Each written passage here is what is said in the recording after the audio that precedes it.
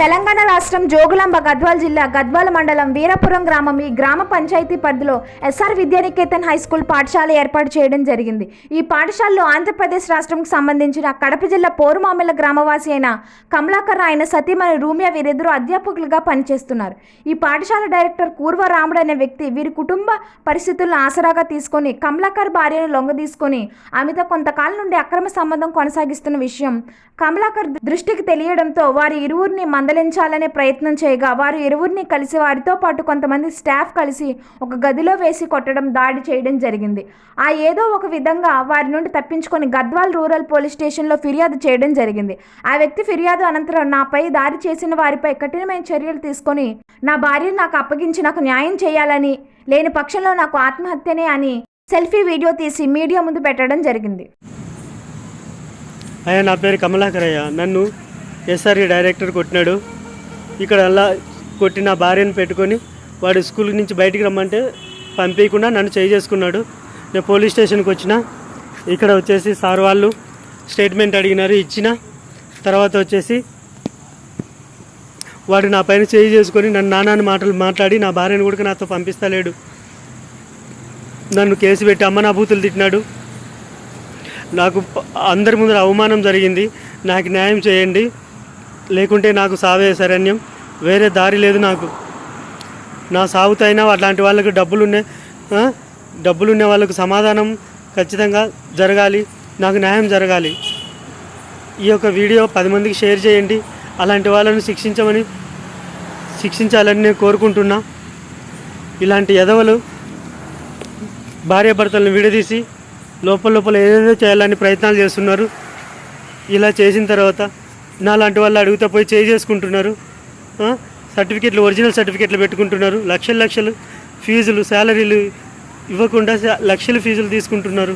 మాలాంటి వాళ్ళకు అన్యాయం చేసి ఇలా చేసి అడిగినందుకు శిక్షలు, వాళ్ళని తిరిగి ఎదిరించినందుకు శిక్ష అయ్యా.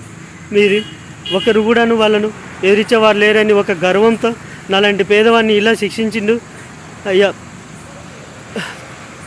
సీఎం గారు, ఈ యొక్క వీడియోను మీరు చూడాలని ఆశపడుతున్నానయ్యా. మాకు న్యాయం చేయకపోతే నాకు సావే శరణ్యం. మమ్మల్ని నాశనం చేయాలని ఏమొస్తుంది అయ్యా? మీకు ఏమొస్తుంది? వాళ్ళకు మాలాంటి పేదవాళ్ళతో అలా కొట్టడం చేయడం ఏమొస్తుంది వాళ్ళకు? నేను ఇప్పుడు గద్వాల్ పోలీస్ స్టేషన్లో ఉన్నా, గద్వాల్ రూరల్ పోలీస్ స్టేషన్లో ఉన్నా. సార్ వాళ్ళు కంప్లైంట్ తీసుకున్నారు.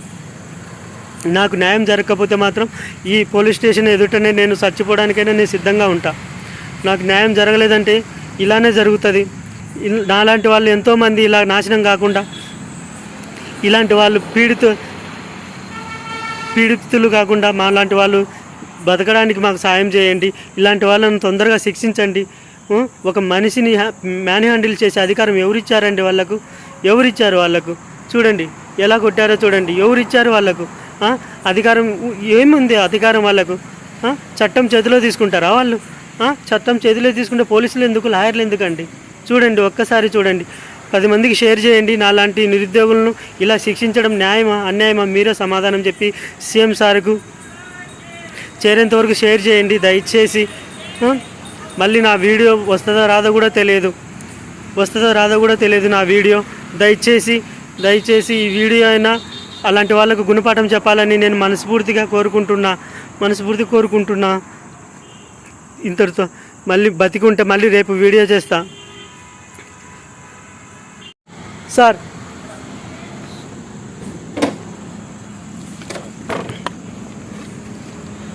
వాని పేరు Kurva Ramudu, SR Vidyaniketan international school Gadwal.